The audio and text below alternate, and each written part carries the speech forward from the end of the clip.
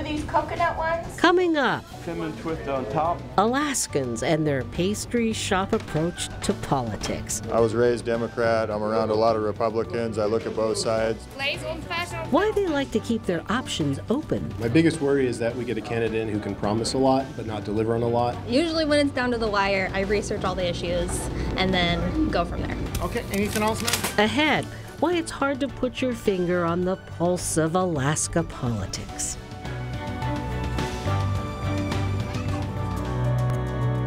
Alaska, where there are old triumphs, but also new frontiers, with challenges as great as the state itself, but a belief that the best is yet to come, bringing you the faces, the places, and the spirit of the last frontier. This is Frontiers with Rhonda McBride. Welcome to Frontiers. When it comes to politics, Alaskans are independent critters.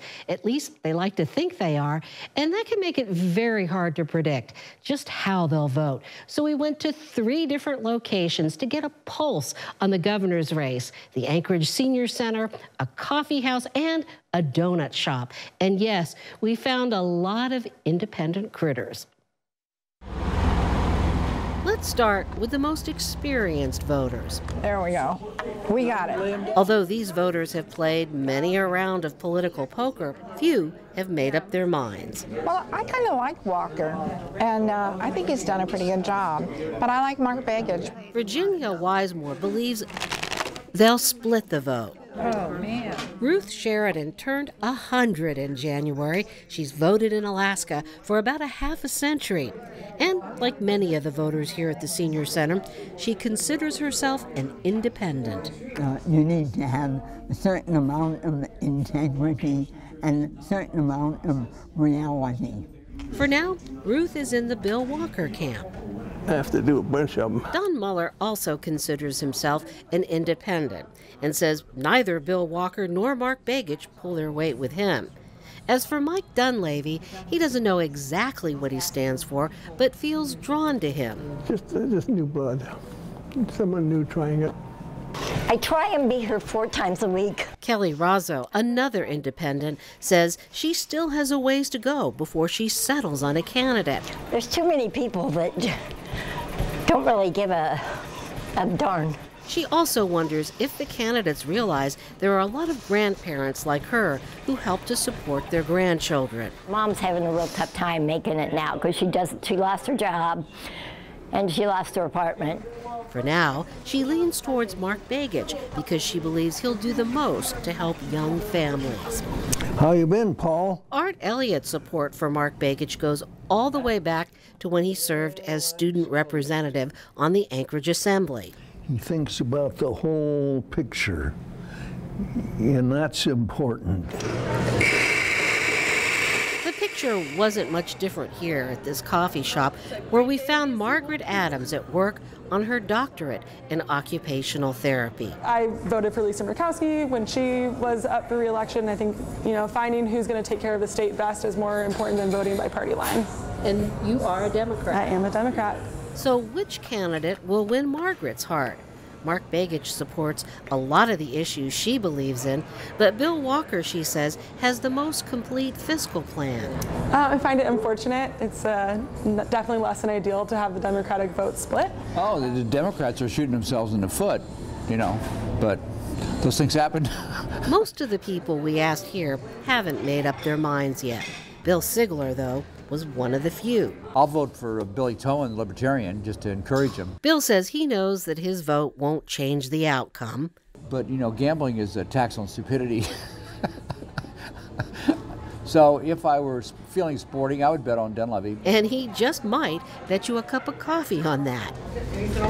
What is it about Alaskans and their pastry shop approach to politics? They sure do like to take their time to pick and choose. 2 of these coconut ones. But there are some, like Tony Spencer Phillips, who doesn't know who's running for governor and doesn't care. He figures they'll all drop him in the grease one way or another. I think most of the guys that run for office are corrupt anyways. I'm not big on politics. I'm not big on our government. He just wants to work hard to be able to pay for his kids' college. As does Derek Whitmore. He says this election may decide what happens 10, 20 years out. My biggest worry is that we get a candidate who can promise a lot but not deliver on a lot. A candidate who will tell you you can have your donut and eat it too. Yeah. In other words, cut the budget and get every bite of your dividend. Apple fritter? Daryl Stevens, like many voters, is not happy with the governor's decision to trim the dividend, so he's narrowed his choice down to 2. I grew up with baggage, so down level, I'm still trying to get to know. Are you Republican, Democrat, Independent? I sympathize more with the Democrat point of view, but I see the sense in the Republican point of view as well. Caitlin Christensen's son, Carter, definitely knows his favorite donut, chocolate with sprinkles. But Caitlin admits she's far from decisive about this election. Usually when it's down to the wire, I research all the issues and then go from there. And Caitlin says it's the issues that will win her vote, not the party. As for Gabrielle Walsh's dog named Honey, is Honey a Democrat, Republican, or Independent? She's very fair, whatever that means. As for the last word, we'll give it to the oldest voter we talked with. You know what they say, vote early and often. We interviewed about 60 people for this story. Most consider themselves independent voters, and many of them are still undecided. Coming up, 2 men who keep their fingers on the pulse of Alaska politics. Art Hackney and Ivan Moore are here to share their insights into the governor's race, what the numbers are, and what their instincts tell them. Most people, when asked which is the biggest political party in Alaska, would likely say Republican. But they're not the largest group of voters. And while there are almost twice as many Republicans as there are Democrats combined, they are not as big as that group of voters who register as undeclared voters who choose not to declare their party. And there are also more nonpartisan who have no party affiliation than there are Democrats. The Alaskan Independence Party and Libertarian voters trail the rest. Those undeclared and nonpartisan voters are part of what makes it hard to get a pulse on Alaska politics. And joining us now to talk about that, Art Hackney, a longtime Alaskan political consultant, and then Ivan Moore, who is with Alaska Survey Research. And you've been doing surveys for a couple of decades. So every time I get together with Art, I know how long I've been doing it, yes. So let's talk about this great batch of voters that fall into the nonpartisan and undeclared category. Art, basically, what's the difference between the two, and how do they lean politically? Well, by and large, I guess you could call them Alaskans. You know, Republicans have strong opinions one way, Democrats have strong opinions, but Alaskans tend to look at things through the lens of what's important to them and their families.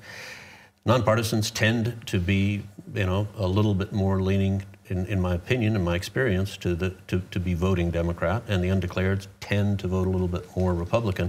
But by and large, they are up for grabs. They are the undecided voters. I want to show you this graphic that we have made up that shows you basically how big that mass of voters are if you combine the nonpartisan and the undeclared. Ivan, does this make polling a bit challenging to figure out what that big group of voters is going to do in a general? It doesn't make it any more challenging. It's always interesting to look at how the independents break, because oftentimes you have kind of very partisan issues where the Republicans are one way and the Democrats are the other, and exactly where the nonpartisans fit in that picture usually determines. They're kind of the swing vote. Where the total result goes depends on which way those guys in the middle go. So when we look at some of the polling that you've done in the governor's race, and we want to show people that we've got actually 2 separate weeks here, and the real big surprise here is that Bill Walker and Mark Begich flip-flopped in that time frame for second place. How did that happen? It's because people can't make up their mind. I mean, basically the situation is, if you've let's take Dunleavy out of the picture here, right? Back in June, I did a survey where I asked the three-way race, and when you took Dunleavy's vote out and you just looked at the 60% of the population that is up in the air between Begich and Walker, if you looked at Begich's positive negative is what we call it, their popularity rating in that 60%. He was like 65 to 18, something like that. Then I looked at Walker's and he was 65 and 18 too. So you've got this situation where they're both equally liked by the same people they're trying to get votes from. And that's why there's a lot of give in the results. When you've got two people who are diametrically opposed, it's very tight and there's not much movement. Like Clinton against Trump in 2016 was a great example. People were very polarized. Here, in this 2/3 of the population that Begich and Walker are competing in, it depends what side of the bed they got out of that morning. Dunleavy, though, you know, he basically has had the luxury of standing back and watching the other two fight it out. Has that helped him? I don't know that it helps him. I mean, again, what we see when we look at these polls, which are called public polls, is the overall numbers. Those of us who work on campaigns, and I'm not working on any of the gubernatorials, what we really look for are the subtleties, the underneath part that informs us, which is, you know, the intensity with which people feel. Mm-hmm. People are going to tell a pollster, you know, that they're for this person or not, but what you're interested in is how intense is that, because they may be for them. But when you see somebody who's got, you know, a large number of people who are intensely for them and a small number of people who are intensely for the other person, that's a distinct advantage. And I haven't seen numbers like that on the governor's race, but that's what you look for when you're, you know, when you're developing your strategy. So these numbers tell part of the picture. Well, one of the things that you know would be interesting to see is your sample, and we've got some numbers here. And to me, it seems like the 500 registered voters is really just a sliver of the pie, and maybe that's why polls often are wrong. No, that's not. It's something that people say very commonly. Here's an experiment that I'd like you to do at home, Rhonda, okay? Go and get a quarter, and if you've got about an hour tonight, flip it 500 times, okay? What you're doing in that process is basically estimating the real likelihood of heads and tails, which, assuming you've got a fair coin, is 50-50. Now, you do it 500 times and then work out the percentage, all right, of how many heads you got and how many tails you got. And what you will find is that 95% of the time, assuming you do it multiple trials, you'll come within 4.4% of 50-50. I'll get back to you on that. Okay, but that's it. You're not going to end up with like 60-40 or 70-30. You're just not after 500 times. So let's look at the geographical makeup of your polls. Mm-hmm. It seems like that's a relatively small sample from rural Alaska. It's actually not. The 18-plus population of rural Alaska is just under 9%. Now, I should caveat here and say that it doesn't include rural Alaska from Southeast, which is in Southeast. There is rural in Southeast, but that's broken off into the Southeast. So this is really non-Southeast rural. Now, in the past, rural voters have made sometimes the difference in an election, mm-hmm. especially in a close one. What do you think will happen this time? We're talking about the governor's race. I mean, there's a lot of work that Mr. Begich has put into getting the rural vote when he beat Ted Stevens. But at the same time, the Walker-Malott team has, you know, a very direct connection into the Native community, and frankly, you know, their biggest downside is the dividend issue, because it means so much to the economy out there. So I mean, I would tend to say that, and of course, like Dunleavy is married to an Alaska Native woman. So the reason you have polling is so you can see how this is going to impact people, because there's a rationale you could make if you just wanted to sit here and hypothetically decide how the election would go. And it really gets down to they all have an equal shot at it, and it's how well they play it, how well they do ads, how much they have messaging that they direct toward a Native audience, as opposed to, you know, people in Native villages looking at them and say, they're not talking to me. So it's all about messaging. Well, Begich has been doing a different kind of messaging than he traditionally does. He positions himself more moderate, but he's taking a hard lean left. And I'm just curious, let's look at Elise Galvin's numbers. We've got about a minute here. Against Don Young, and you are working for Don Young. But, you know, this shows this race narrowing between the two of them. And, of course, Mark Begich seems to think that he'll be helped by Elise Galvin's campaign. Well, it's in that most recent one, beginning of October, within 4 points. I've got a theory about Don. And that is that there's a whole bunch of Alaskans who vote for him even though they don't like him.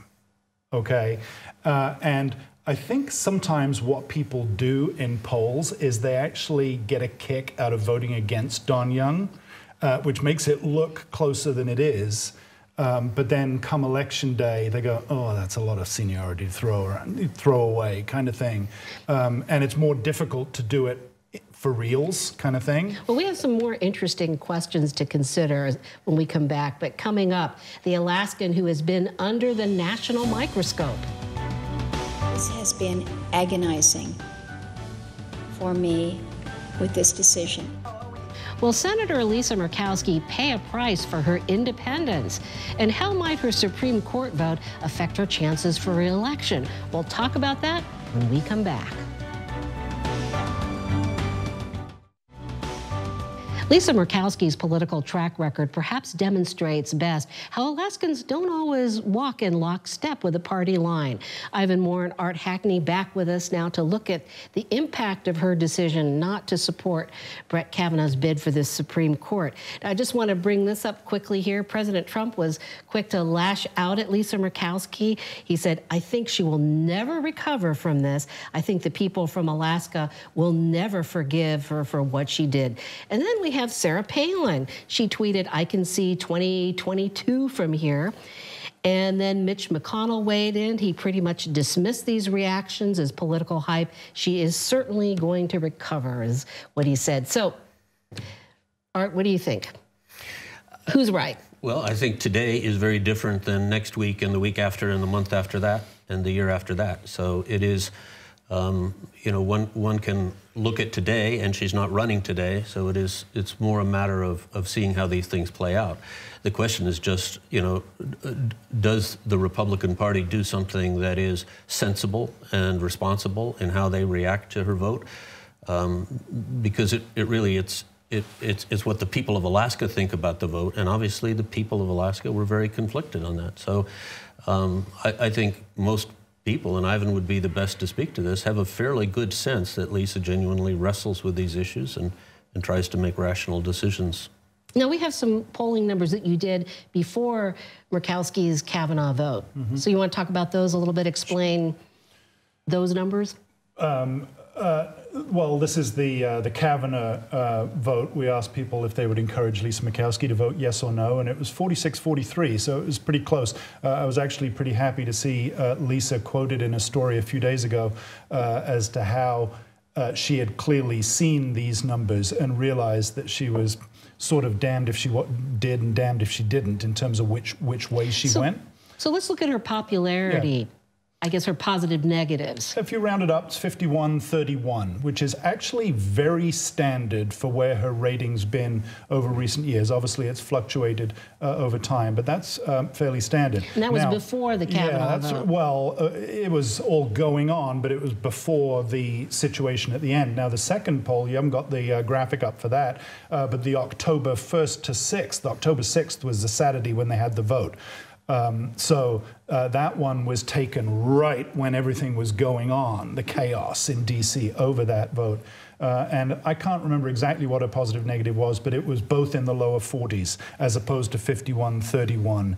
And so she'd taken a hit, and I don't even think that was all of it. Now, we're going into the field tonight. We'll be fielding this weekend, so and we'll have her on again and see what the totality of her hit. But she's taken a hit, particularly on the conservative side. You know, Ted Stevens, he did not always go lockstep with the party. In fact, I remember when Clinton was impeached, he voted not guilty, was one of those that swayed the overall vote. Is this all that unusual? to survive, No, you know, I mean, breaking away from the party? No, it depends on how you play it. All of this in politics has to do with how well you form a relationship with voters, how well, you know, you communicate your thinking process. And, you know, I mean, Ted had always had good rational reasons why he did things. He wasn't looking to see what a party platform was when it came to making a decision on something that had a lot of other variables involved. And by and large, Alaskans had come to trust Ted, so that, you know, even if people thought it should go a different way, they would give Ted the benefit of the doubt because of his greater experience. I agree with Art when he stood up a few minutes ago for Lisa's integrity and the way she makes decisions. I totally agree with that. I think the problem that she's got going in now, of course, 2022 is a long time away, but the folks on the right who she has the worst numbers amongst the conservative group, the most recent numbers I have, her positive negatives like 22 to 60, right? She's not going to be able to win a Republican primary again if her numbers stay like this. And so the decision she's got is, do I do that and risk having to do another write-in, or do I run as an independent? Well, is she signaling in a subtle way, maybe that she's maybe not she doesn't running run again? at all. Yeah, maybe. That's something we can only hypothesize about. I mean, the thing is, we are a long way away from 2022. So we've got just about a minute left. Quickly, each of you. What are you wanting to find out in this upcoming election? What little nugget of info you hope to learn? Oh, I'd love to have a crystal ball and know exactly how the governor's race is going to go ahead of time, but of course I don't. All I am in the business of doing is taking snapshots at given moments in time.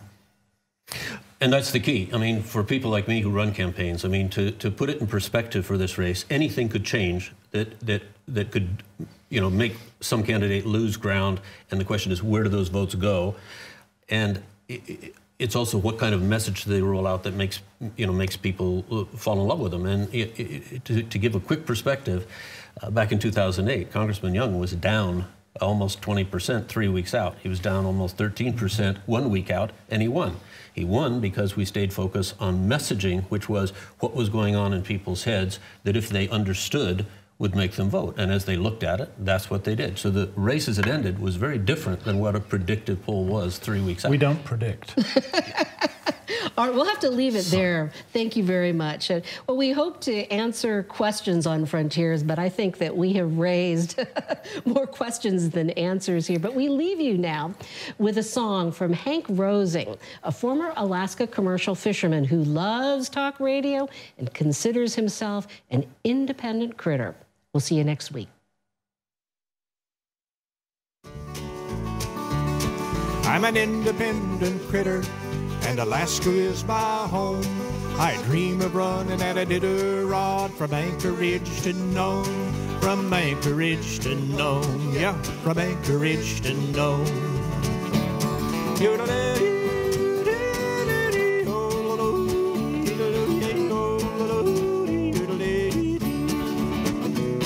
I love to exercise my rights, vent on radio. Say anything on any subject and I'll disagree, you know. I'll disagree, you know. Yep, I'll disagree, you know. Now I came to Alaska to demonstrate I'm free. Don't want no tax, don't want no rules, don't touch my PFD. Don't touch my PFD, don't touch my PFD. I'm an independent critter, and Alaska is my home. I dream of running at a ditto rod from Anchorage to Nome, from Anchorage to Nome, yeah, from Anchorage to Nome, yeah, from Anchorage to Nome.